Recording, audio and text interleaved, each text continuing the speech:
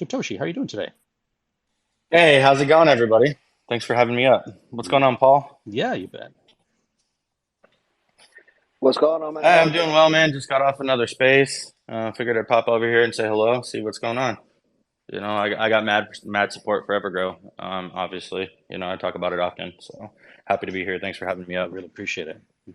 Yeah, I really appreciate it. If you guys aren't familiar, he is the Satoshi's the owner and main dev for SquidGrow. So thank you so much for being here today. What's on your mind? I just wanted to pop on and say hello and see what Paul's got going on and kind of see what y'all are talking and maybe I can add some positive to it. So yeah, for people to know, me and Shib become very good friends over the past 8, 9 months, and so I asked him if he wasn't busy to stop on in and kind of give his EverGrow story because I know he was an early investor, and also maybe contribute to the conversation later. We have markets and stuff. So Yeah, sure thing. if you Yeah, could, sure thing. So, yeah, if you tell your story. I got in fairly early into EverGrow. EverGrow was sold to me at, I believe, around 6 million market cap by one of my influencer friends, Bad Anthony.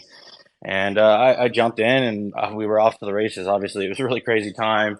Perfect timing to launch a project. I loved everything that EverGrow was about, you know, and I've been a supporter ever since. In all honesty, SquidGrow, my project, is actually named.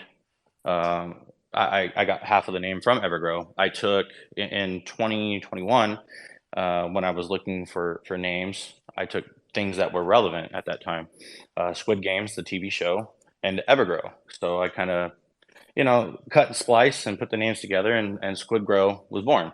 Obviously, we didn't end up going live until later in 2022, but mad supporter. I'm not shy to admit. I kind of copied the Grow name from EverGrow. And that's exactly where I got the part of the name from. But I'm a mad supporter. I respect Sam and Paul immensely. The community are just massive, and they've been along for the ride. Obviously, we're all waiting patiently for these utilities to come out. I'm looking forward to it, man. For sure. Thank you so much for being here today. I appreciate it. There's a lot of similarities between SquidGrow and EverGrow in terms of, the taxing and all that stuff. How, where do you see the future of SquidGrow going in the next, let's say, 6 months, year, two Yeah, years? perfect. Great question. I normally don't get into like price predictions for my project, but what I can tell you is we have 5 of our 6 Certec audits done currently, and we're waiting on our penetration test for our swap to conclude. And I guess in the next 6 months, what I can see, obviously in the very near future, we are going to be rolling out our Ethereum chain. So over the months, we have developed our bridge, and that's just passed audit with Certec. And as soon as our 6th audit is done for the pen test, we are going to be rolling out our ILO, gearing up for the Ethereum launch, and also offering to the my community the ability to trade in BSC token for Ethereum token for an added bonus, which it'll be 3% dollar value bonus in tokens. And if you participate in the ILO, it will be a 5% dollar value bonus paid out in tokens as well. Kind of in addition to that, I could foresee in the next 6 months, obviously, our NFT marketplace rolling out. We partnered with Lycus Miller from DC Comics and Game of Thrones to do our NFT collection. Um, so some very excited things ahead for us. I don't want to make this all about my project. That wasn't my intention, but I think in the near future you can see us being live on Ethereum, our NFT marketplace coming out, and possibly even our flagship utility SGX, our perpetual exchange, being live. Thank you so much for Actually, sharing. Shib was actually he's actually the first one that hit us up when Atlas Wallet was doing the swap, and so we already have his project along with several others on the on-chain swap, and he actually already is going to be on the cross-chain swap on there. So um, he's actually a big support of EverGrow, Atlas Wallet, and happy to have him, and along with Hey, a ton of other projects also. if I may, I just want to hello, Shib. I am Cody, and Paul has failed to formally introduce us, so I will introduce myself. Hey, No, I've heard a lot. nice My to meet you, bad. buddy. Nice to meet you. Yeah, no, I've heard a lot, man. Me and Paul are obviously very close. been for a long time. So he's talked very well about you, very highly.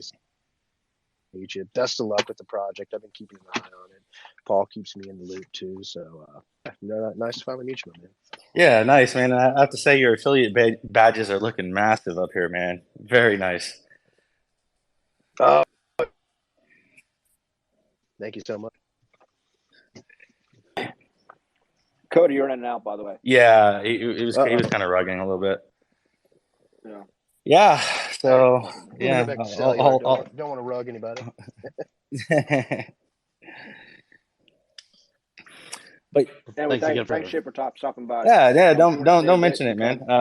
Just kind of interested to see what y'all have going on in here, and see if I can add any positive to the conversation. I really appreciate it.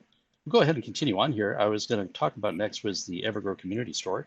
So as some of you may know, a final business plan has been completed and is now available on all social platforms, thanks to our amazing community members, of course. I'd like to thank Hawkish for the hours of work he put in translating my thoughts and words into a coherent business plan, and for donating 2 domains, as well as Drakefist. I really appreciate all your help. EverGrow Dan for sharing the plan as well as all the great questions. Really appreciate it. If you haven't read the business plan in a nutshell, it's not really that different from EverGrow. Number one, we're talking about transparency. 100% profits from the store go to either buyback and burn of EGC, or it's used for promotional giveaways. Thank you, Paul, for that idea. Or a combination of both, depending on what the community votes for. So I personally do not benefit financially from the store in any way, shape, or form. I do not take from the store any items at the expense of the community. Any merchandise used by me for personal use or for giveaways will be purchased by me and me alone. I will make reports to the community in writing for the profits, expenses, holdings that of the EverGrow community store, and that will be periodic. I said every 3 months on the business plan, but expect to see it every month or so. If you have any questions about the store, how it operates, what revenue looks like, or the business plan is a really good place to start. And I'm more than happy to answer questions about that. The Facebook community is active. EverGrow Dan is out there, and he shares info regularly about it. So far, so many of the EGC community have already received some of the products that are sold in the store, like Atlas T-shirts, EGC T-shirts, phone cases, coffee mugs. Again, 100% of those profits are for buyback and burn of EGC or promotional giveaways. And also, if you tip, those go all 100% to buyback and burn or giveaways. I don't take any money at all whatsoever. Some of the stuff that you can see, looking forward to the community, I'm going to do some tank tops, more varieties of t-shirt, some canvas prints, such as the one that's already there with Habibi the pug. Gotta love the pug. And you can find all of these products at evergrowstore.com. If you guys have any questions, by all means, just jump in. And yeah, it's a great little store. I love it. It's always a work in progress. It took me a little while to get it together with everything that's going on in my life with work and all that stuff, but finally we're here. And special thanks to Denny. Thank you for all your purchases. He's made more than one purchase. I really appreciate it. I'll be doing my purchases this week. I really appreciate it. Thank you. Yeah, it's looking great, Steve. Fantastic job. Thank you so much. The business plan was stellar. Drake sent that over to management, and we looked over it, and at the it stop was great. sign. Yeah, that's all Hawkish, man. Like, what I had there was only a fraction of, what he was able to contribute. It was just so well written, and I really appreciate it. That's what Drake said. He said Hawkish had a big hand in writing that, but all of you guys have worked so well together, and I'm really proud to see it. You guys are doing awesome. I appreciate it. Yeah, I just wanted it would essentially to mirror what EverGrow is, right? Accountability, transparency, the core values that I see in EverGrow. I wanted that to be just like that, so that there could be, even though there's a differentiation, the EverGrow store is not part of EverGrow at all. It's a separate thing. It's a volunteer thing. But I didn't want any confusion across the lines by using the name EverGrow. If there was anything, I didn't want any opportunity for FUD or anything like that. So just keep everything straight, everything honest, and we can't go wrong there. So. Well, a community store made by the community, run by the community, for the community, right? 100%. Thank you so much.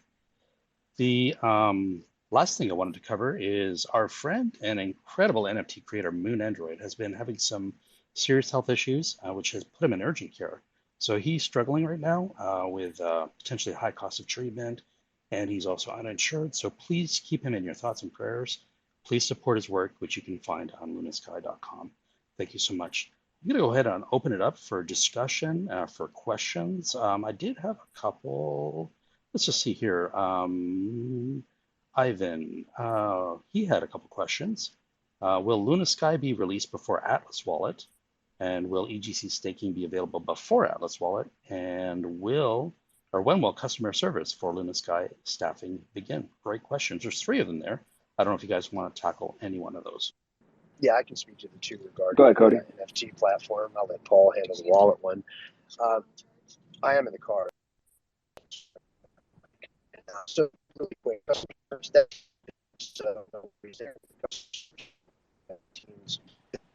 Hey, Cody. Cody. You're rugging hard, my friend. Cody, you're in and out, my man. Yeah, I'm gonna. I can't mute him. I don't think he can hear us. So I'll go ahead and I can't. Yeah. I'll just go ahead and. Hey, Cody, you need to. Cody, we can't hear you. I can't mute him because he's a co-host. Yeah. There he goes. Sorry. And so we can get back until we can hear him.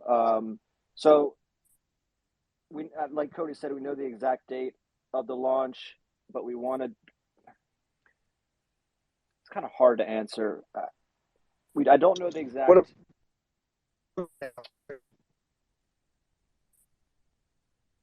Still can't hear you, Cody. We don't know the exact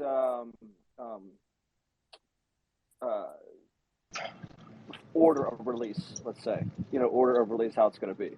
They'll be very close together, that I can tell you that. We want it to come, out all at one time. However, we won't hold something back, like if it's ready. When it's ready, we're going to go ahead and drop it. I just don't want to, I think something's going to be first, but I don't want to say it now and then have it be wrong. So, but we wanted to have, as soon as it's done, we're going to release it, and it's probably going to be all around the same time. Hey, Paul, how about right now? Any better? There you go. You're good now. Much better. Okay, I'll hit it real quick. I'm on the road. Sorry, guys. So I'll speak to Luna Sky really quick, the two questions, and then Paul.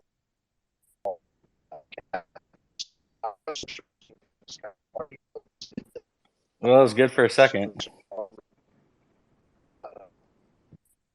Yeah. Cody got terrible service down in Tennessee there. I'm in the country. Terrible right now. service. Yeah, in the country. That's why. All right, there we go. It's back. I see it. Go ahead.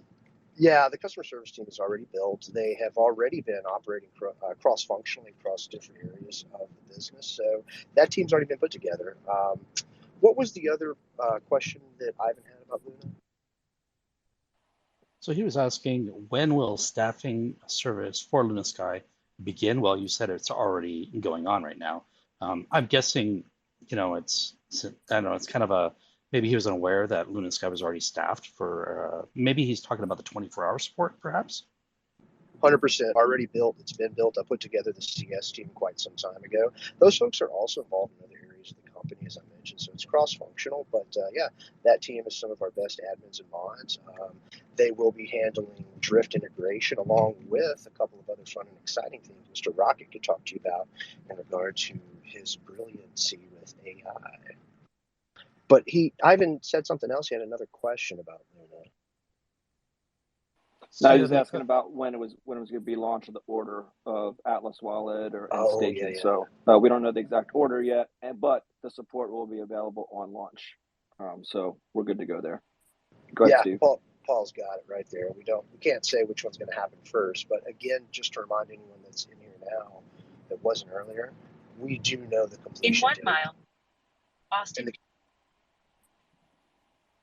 It's right there. We've said it before. I will say it again. So we're in the home stretch. That's what you're saying. Yeah, home stretch, yeah. Big time.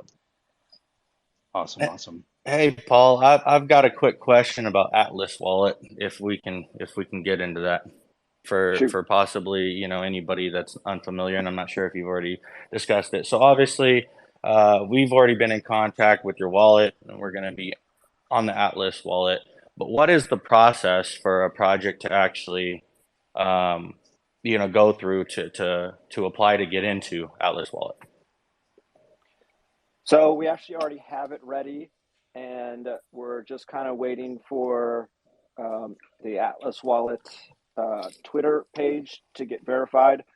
Once that is verified, we will send out a like a link, and we'll have it on the Atlas website also, and then projects can sign up to have their logo, and obviously in any wallet you can put in the contract, and it'll show up obviously, but with ours you can sign up and you'll be in the pre-selected like search in your ad tokens. So a project that will sign up with us will not have to, new people won't have to put in the address. They'll just be able to go to search, and like you've already signed up, but another project will, you can type in SquidGrow under ad tokens and it'll pop up, and you can add instead of a newbie not knowing how to add a contract in there. So we will have a listing page come up on the website, and we will tweet it out probably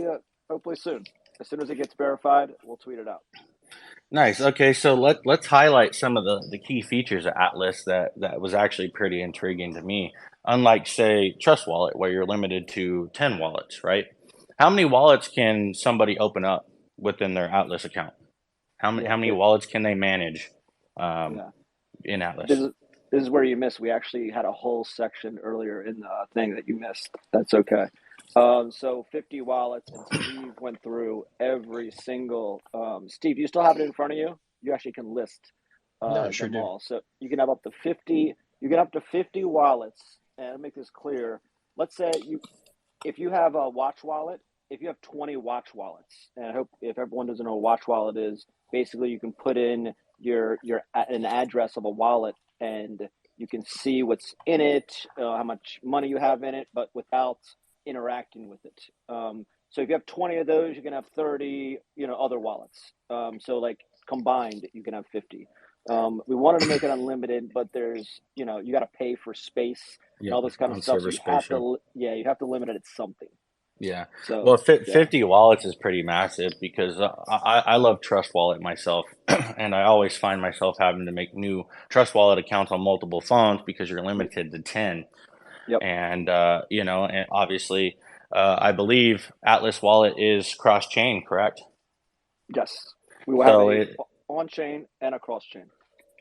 Yeah, so a key benefit to that I would see versus like MetaMask, right? MetaMask, you can kind of make unlimited wallets, but the problem with MetaMask is you got to switch networks, right? You got to go from BSC to Ethereum to whatever. In Atlas Wallet, if you have regardless if you have BSC token or Ethereum token, is it going to show up within your wallet?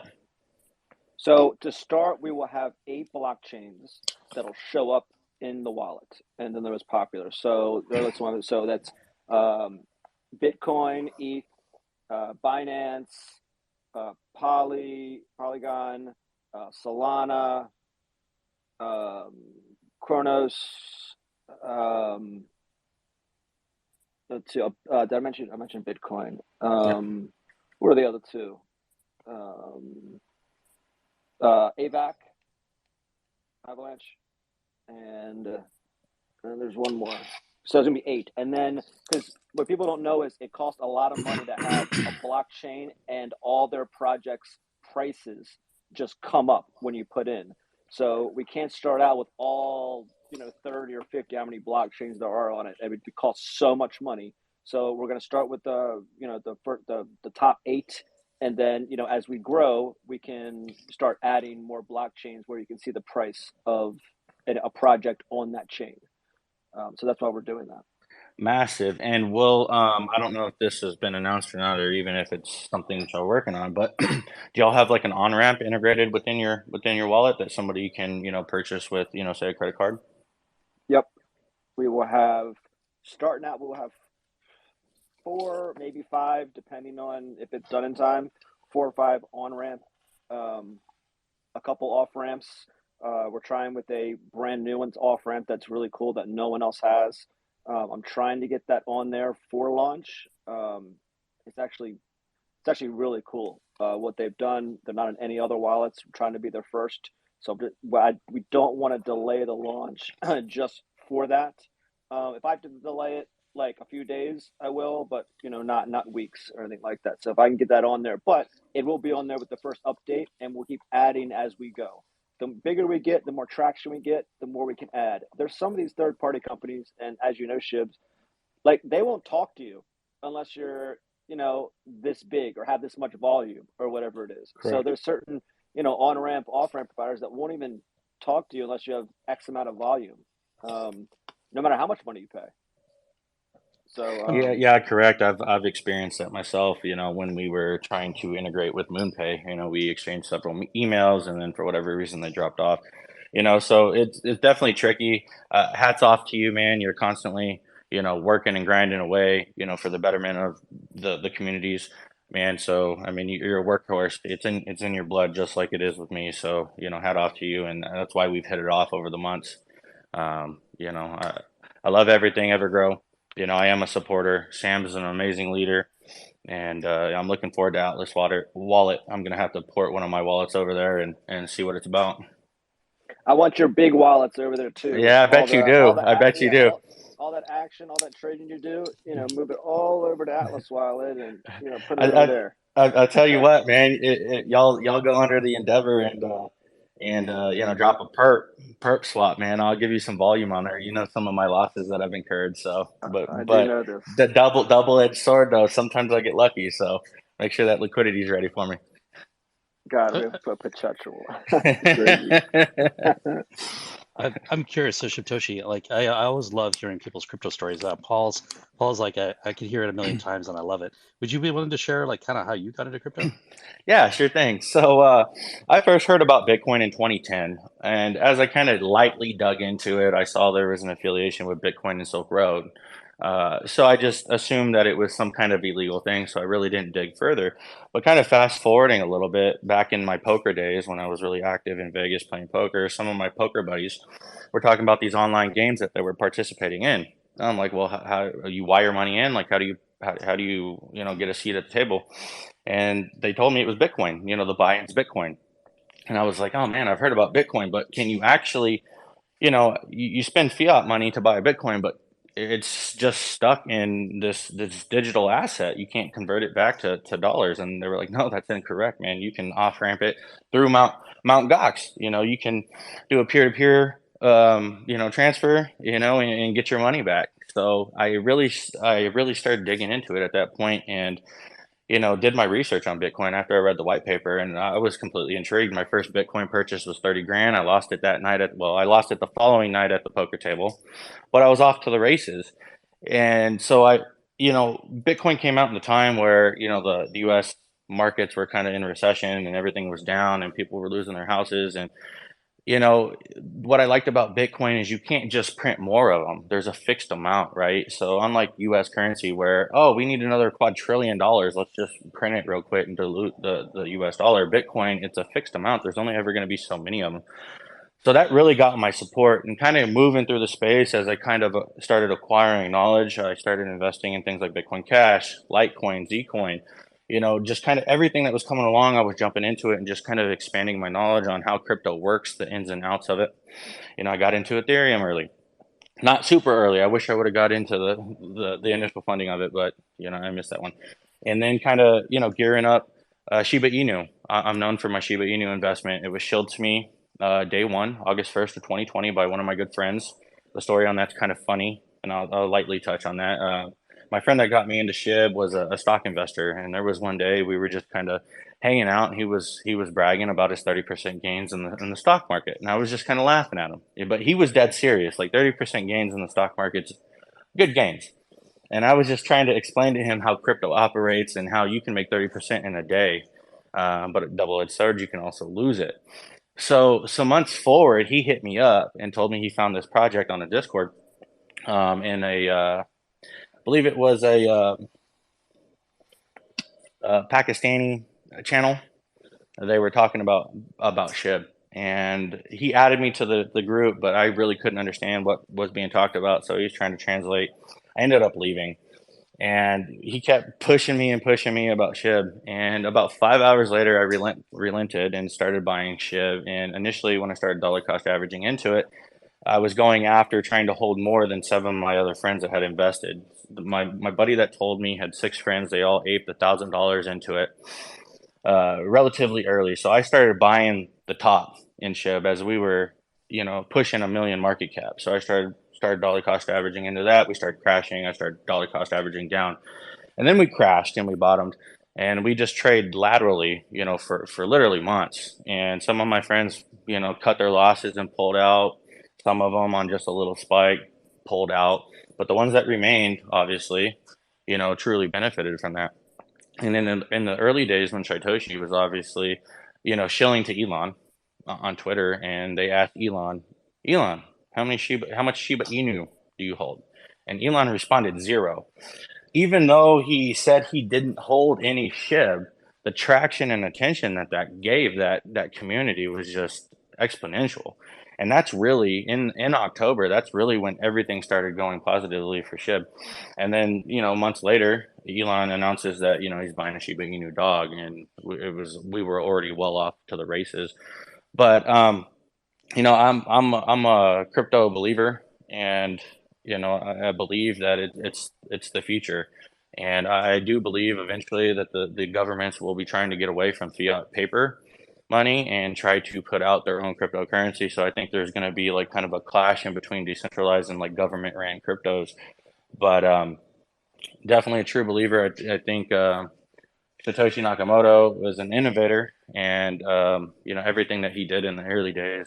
I mean, we've seen how it's all played out. I just wish I would have had the idea back then, but I had no knowledge or interest in any of this type of thing. But I live, sleep, and eat cryptocurrency. I'm very active in the crypto communities, and anything kind of innovating coming out, like I definitely do my research on it. So I mean, that's just kind of a light, you know, uh, touching on my crypto story. Um, so yeah. Thank you. I really appreciate it. I just love hearing these stories, the Yeah. how that, just kind of accidental, right? And then all of a sudden you're into something, and the next thing you know, you're going, you're just like knee deep in it. You're like, oh my God, like what am I getting into? And it's almost like I want to say an addiction, but it's pretty cool. Well, essentially, I traded one vice for another. Like back in my poker days, I was all about poker. I made my first million at 22, 23 in Vegas, and I didn't leave Vegas with it. So I mean, I kind of had that easy come, easy go mentality. But after that loss in Vegas, I kind of started wising up a little bit. But I essentially traded one vice for another when I really started getting into crypto. Um, and saw how lucrative it could be. I didn't need to go to the poker tables anymore. Obviously, I enjoyed going to the poker tables. It's a social thing, but as far as really trying to generate income from playing poker, I kind of scaled that back to an extent. And another thing I'll add to my crypto story, which I don't believe that I've told Paul this. I don't think I've said it publicly, but one of the reasons why I'm in the situation I am in with my Bitcoin holdings, and I hold a fairly big amount of Bitcoin, was Mt. Gox rug, that whole thing happened. And so trying to find different exchanges where you can store your Bitcoin was kind of a thing. So I started holding Bitcoin in local Bitcoin and Coinbase, were the kind of the first two exchanges that I really started accumulating heavy at. And then obviously cryptocurrency is like decentralized and anonymous, and these exchanges rolled out KYC. Well, now you have to, provide your driver's license and provide your information. So I actually walked away from those accounts with my Bitcoins in there, and, kind of just forgot about them. Obviously, I was tracking Bitcoin price. I had other Bitcoin holdings, but I did have a good chunk of Bitcoins in these exchanges.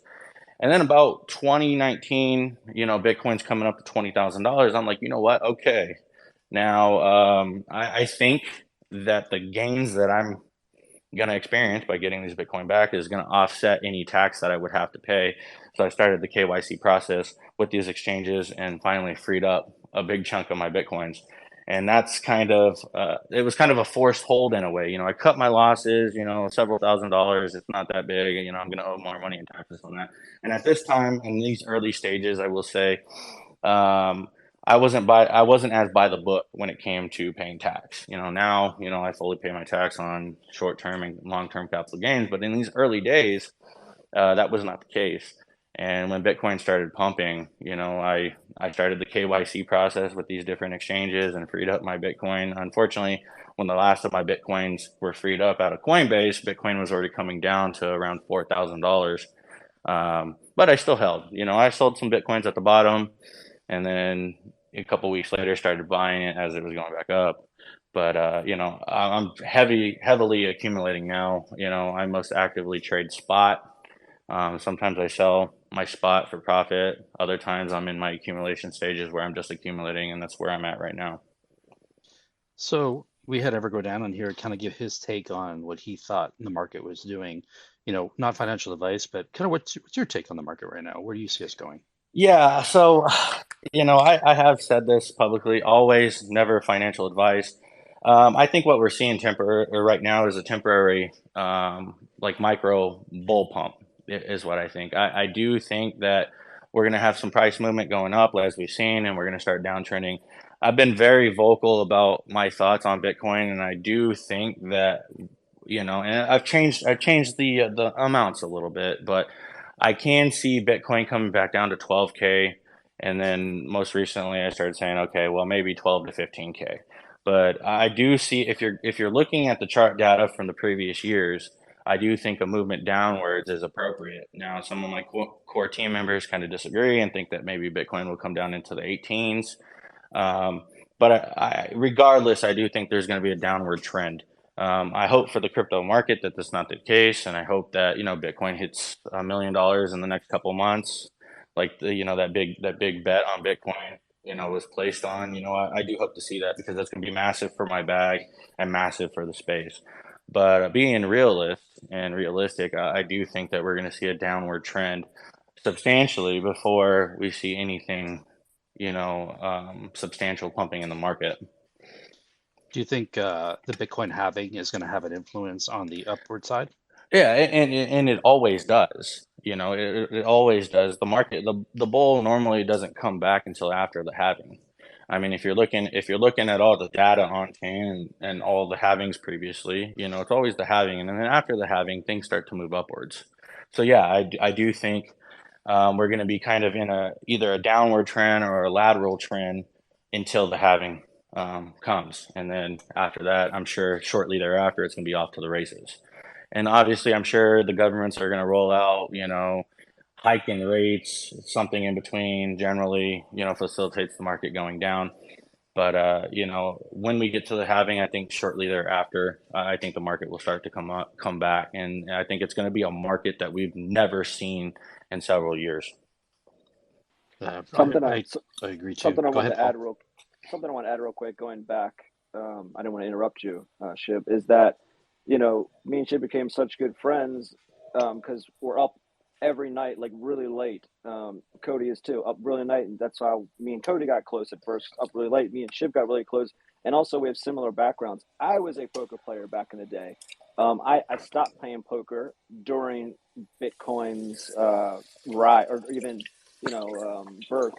So I didn't even really hear about it, but we both played poker, and that's how we became friends. With the same kind of mentality in the background, that work ethic, and it wasn't just all about business. It's more, like our friendship was, built to more of a personal level than business. But it's always good networking and knowing people like Danny below that has his hand up. Your next Danny and Shib, and Sam. Talking to these guys that know so much, have been in the space so long, is so it's good to have and to hear. It makes you even better, or more knowledgeable, and get more info for yourself. Yeah, and I second that. I mean, our first conversation really wasn't about projects and really wasn't about, this and that. It was kind of just more obviously we touched on it and then we dug into personal and we started, relating in a lot of different ways. And we had our first phone call, I think, for several hours, and that kind of continued. So this is, I mean, Paul's an amazing dude. He's very, very cool, very like-minded.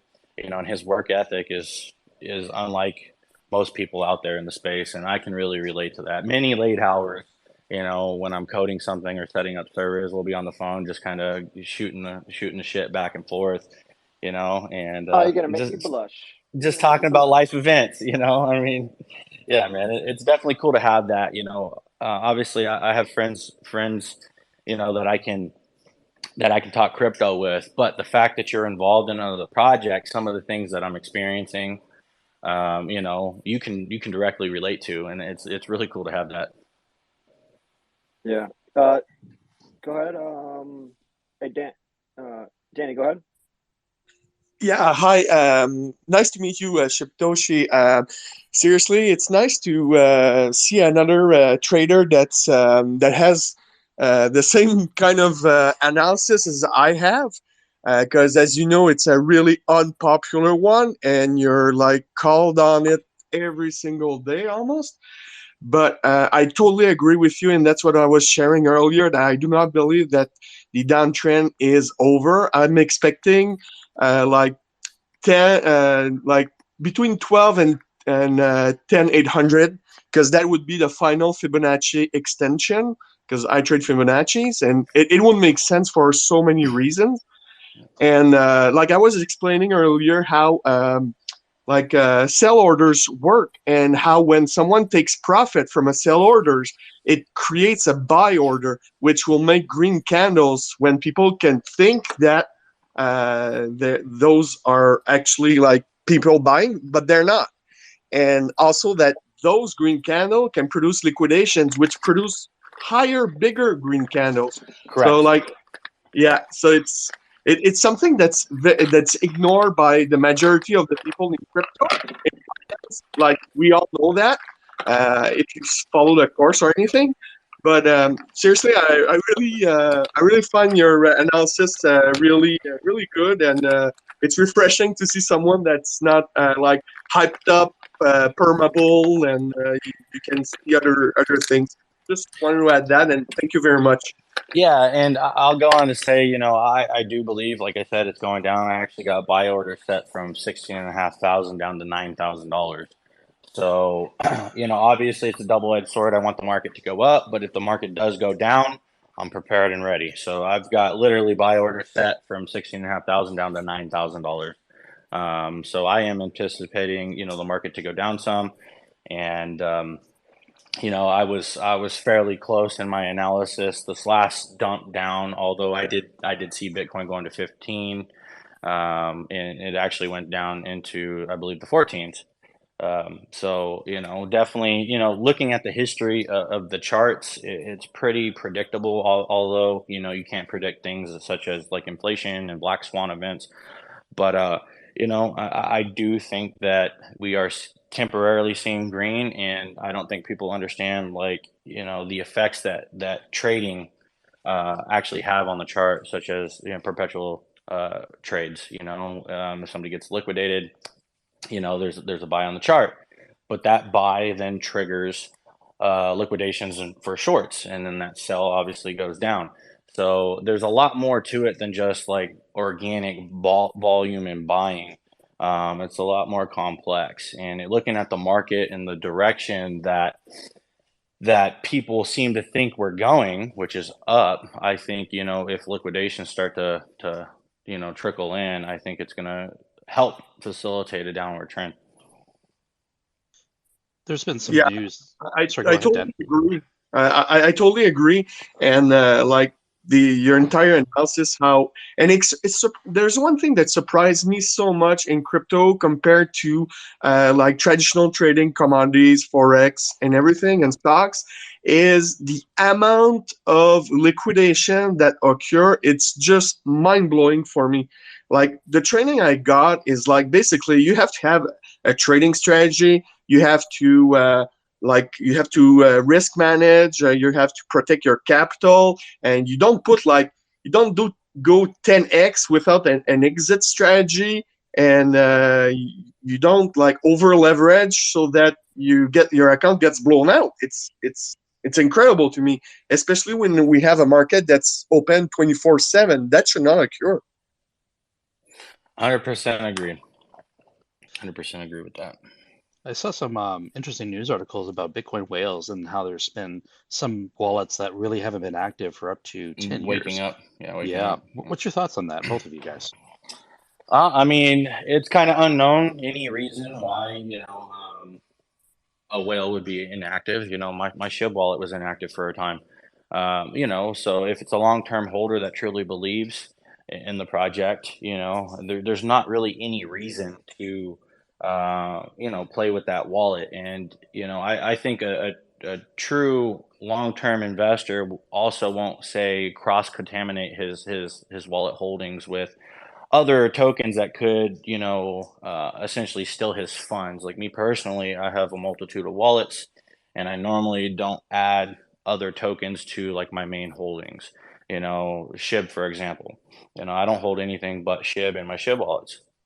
And there's other projects such as Crow that I don't hold anything in that wallet other than Crow. So there could be a multitude just because a trader's particular wallet is not active. It doesn't mean he's not actually active in the space or around. He could be using another wallet. But as far as the wallets waking up, that could be a multitude of reasons. Kind of they've had it sitting on a ledger or cold storage for a time and decide to kind of transfer it into an exchange so it's at their fingertips. That's what I think. That's what It's I just think too. it's really hard. It's really hard to say. I know everybody starts screaming when a wallet's not been active. Oh, they must have passed away or something like that. But that's not really the case. Long-term holder like myself, putting things in cold storage, I mean, it is very ideal. You minimize your risk by doing that, and there's no reason to. If you have no plans to start selling down that asset, there's no reason to interact with it. You've got it on your cold storage, and you know it's there, and you can log in and check on it every once in a while, or you can do like wallet trackers where you input your addresses on there and you can kind of just keep tabs on where everything is, and you don't really have to interact with that token much. I think keeping it offline is very smart. It's out of reach for hackers and malicious activity, and I think it's very wise. So it's kind of hard to say why maybe wallets are waking up, but I would assume probably it's been in cold storage or something like that. I couldn't see anybody keeping bitcoins on an exchange for 10 plus years, and finally just deciding to transfer it out. Maybe they lost their seed phrases. I mean, that could be a possibility, and they just, discovered them. But I think it's more probable that they probably had it in cold storage and now they're moving it to an exchange or something of that nature. Have you seen those YouTube videos where someone had like a cold storage wallet and they lost their password I or have, their yeah. seed phrase, and then they take it to There's someone yeah. and they were able to do it and they get a percentage of it if they get it open, I have right? heard of that. I've heard of that, and I've also heard of a couple different scenarios where somebody threw out a hard drive, or Yeah, somebody threw I heard away a that one. piece of paper with the seed phrases on there, and that's unfortunate. But yeah, there are white hat hackers that for a fee will recover your assets for you. Obviously, there is some risk associated with that. Me personally, if I was in that situation, I would be standing right there over the guy's shoulder the whole time. Yeah. But there are situations where that's actually been beneficial to people, and there's stories out there where guys have recovered, millions of dollars of bitcoins from a very similar situation, and they paid the white hat, I, a fee, I and watched it on YouTube. yeah, Yep. and they recovered their assets. So I mean, that's a very beneficial thing where somebody is using coding knowledge for the good and not malicious intentions, and that would be one of them. Dan, you've been patient. What's your thoughts on the recent movement by whales and maybe splitting up their money or something like that? What do you think? I totally agree. But seriously, there I can't say anything more. That's why I think also Shiptoshi is pretty. It's pretty the exact same thing as I'm thinking. Perfect. All right, guys. Yeah, it was just thanks for sharing your story, by the way. I really appreciate it. I always like hearing just kind of how people get started in crypto. And one thing I didn't ask before, Paul, you were talking about new projects coming onto the wallet. I think it's really important that you mention how much does this cost for a project to come on and get listed on the Alice wallet? 5, 10,000? Well, we're thinking about 15, 20,000, but we were thinking free. Is a better way to do it. So it will be absolutely free. that are relisted, or to come on the on-chain swap, which is the on-chain swap right now is just for people on Pancake Swap or Uniswap. Now, to get on the cross-chain swap, there will be a fee, but that will come out later on exactly what it is. But that's a whole different story in itself, because it actually costs money for all that to happen. So.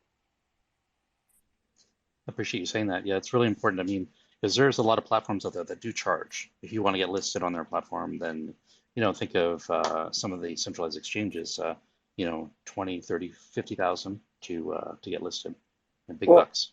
even on Trust Wallet, like to get your and Shib knows a lot about this. To get on Trust Wallet, your logo. Now your price will be on there as soon as you're on CMC. But in order to get your logo on there, it costs you 5 BNB, and you need at least 12,000 addresses or holders. And if you send in the 5 BNB and do your GitHub pull request, and you don't have that, they'll just keep your BNB with no refund. Now they say there's no refund if you don't meet these things, but not everyone reads the little fine print and everything. So there's 5 BNB to get your logo on there. You got to hit a certain threshold. There'll be no threshold with us. Your logo will be on there. The price will come up. So we're trying to make sure but they can do that since it's the biggest wallet in the world. So we're going to try and take some of that market share of a lot of people that can't get on, and also bigger projects also. Yeah, definitely a pain, especially if you're not reading the fine print on that. You apply to get your logo submitted and you pay the fees, and then you find out, hey, you don't have 12,000 holders or 13,000 holders or whatever it is, and they kind of just leave you on unread. Don't inform you that it's been denied. They just kind of leave it at hold, and you're left wondering kind of what's going on. And when you finally get in contact, they tell you, you've not met some criteria, this, that, and the other, and there's no refund. I can't imagine the type of money that they actually are bringing in from projects that don't read the fine print, at 5 BNB, a logo listing. So I mean, what Atlas is doing is very unique, and I think that's going to be awesome, especially with the quality of customer service that EverGrow has. I'm sure that Atlas is going to have phenomenal customer service as well. Very responsive, I'm sure. Yeah, we will have a customer support on the website. We were thinking about putting it inside the wallet, but we thought that'd be too many security concerns with having just a pop-up third party in there. It doesn't sound too secure, but if we can find something that's that secure to put in there at some point, we will, because we want the best customer service out there. But for now, we're gonna have it on the website, and someone will be there literally 24 hours a day. Yeah, I'd like to touch on that real quick too. Obviously, Yep. As far as drift integration to the Atlas Wallet, Paul's right. I mean, it's not something that really we're looking to do at the moment, but it'll be there on the website. Again, that'll involve the same customer service team and then some as time goes on and demand grows. So the same customer service team that we already have put together, that helps with Luna Sky, all of the Twitter accounts, etc. So yeah, we did look into maybe integrating something like Drift, but it's just not something that we need to do right now in Atlas. Obviously, just like Luna Sky, being that it's a website, you'll see something like that there. So I'm curious, you probably can't speak to what kind of marketing ideas you've got planned for Atlas Wallet, but I guess because adoption is key, right? So can you maybe speak to, I don't know, maybe the creative ideas that you've got for promoting, or can you even get into that, or can you just say that you've got a good plan? We got a good plan. I don't want to get into it right now. You'll see it as it starts to roll out, which is going to be pretty soon, and that's going to start with the listing page that I just basically said, that will have come out. So, let's say, someone in the community sees it, they'll be able to send that listing page to the project owner where they can list on, Atlas Wallet. I gotta, have a whole team set up, for the wallet that'll be able to, contact, projects. They'll be able to contact us. like I said, through this listing page, automatically goes to us. A lot of other stuff. Obviously, we're going to put some heavy marketing behind this with money, but we like to keep this close to the chest because you guys know, just like when EverGrow started, people took a lot of our ideas and ran with them. So, which is no problem. You can take it and run with it, but let's get our marketing out first and not let someone beat us to it. So that's why we're trying to keep trust close to the chest until it's actually done. I really appreciate it. A couple questions in the comments section. Let's see here. So EGC Mike said there's lots of tweets out there that people are saying Atlas Wallet by EverGrow. That should be a no-no. Yeah, I agree. It's really important that there be a distinction. They're two different products. And yeah, so let's try to not associate the two because of, like Paul was saying, tribalism. People kind of associate kind of always like loyalty to one project over another. So try to avoid that. It's all part of the ecosystem, of course, but it's its own entity, just like Moon Sky. And I think, this is a really important one. I didn't, Drakefist. When will Office move to 2-ply paper? I mean, are you guys that cheap? You guys can. Only Drake gets 1-ply. Everyone else has 3. Sorry, buddy. We love you. Oh, that's awesome. Yeah, we're going on just over 2 hours now. Does anybody have any questions for Paul, Cody, or Shiptoshi even, or Dan? Do you have any questions for any of us? You're more than welcome to come up and say hi. And before we go ahead and close the space out. I'd like to welcome and thank I see a lot of SquidGrow avatars out there. I'd like to welcome them. I know they probably joined us because I see Shibs on here, and I'd like to thank you all for stopping by and saying hello. Absolutely. Thank you guys for dropping into this space. Really, really appreciate it. If we don't have any questions, I'll just go ahead and do a shout out for you all. And because I really appreciate you spending part of your Saturday, for some people it's Sunday, with us. So Paul, thank you so much for being here today. Really appreciate it. Cody, of course, thank you so much. And EverGrow Dan, Rocket, sorry you had to drop out, but that's cool. I appreciate you making the time. And EverGrow Love, Shitoshi, thanks for making the time to be here. When you do your next AMA, I'd love to attend and be a part of it too. Denny, Michael Garber, CWP, Monty Bucks, Habibi. Love that pug, and I absolutely love that canvas that's up on the EverGrow store. Zelda, hope you're doing well. EGC Mike, Kenny, Gracious, Scott Sturgis, and Exponential EverGrow, The Shy, William Blake, love that PFP. And we got number 17. Thank you for being here, part of the SquidGrow family. And Papa Stonks, who else we got here? SG Prill. And if I mispronounce, my apologies. William Wallace, Safe Moon DG, good to see you again as always. Drizzle03, and Sir Toshi. Who else we got here in the space? We got Michael Sunrise and Nick Ward, good to see you as well.